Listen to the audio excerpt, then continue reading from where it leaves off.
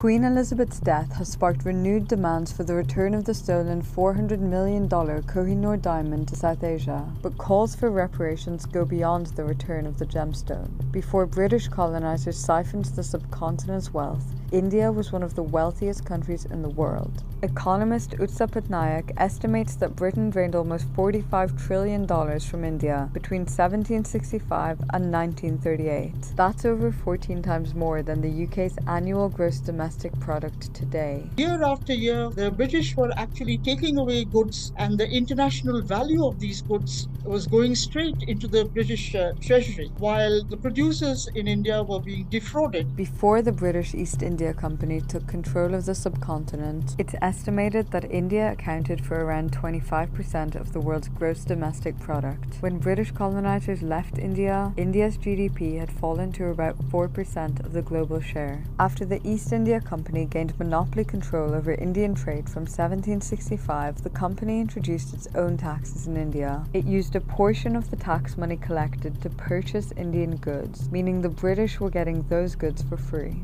Those that they were cheating were not even aware they were being cheated. So essentially, they took enormous values of tropical commodities from India, which they sold internationally. So they got a great deal of gold and foreign exchange, which they kept for their own use.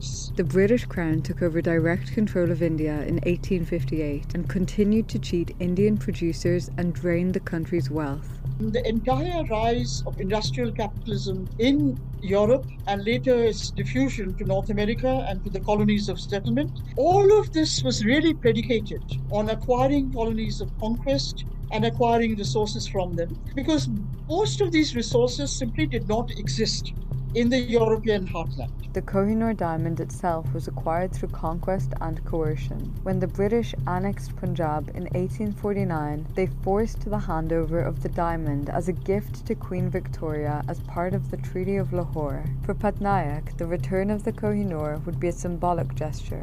A few jewels here and there really don't matter.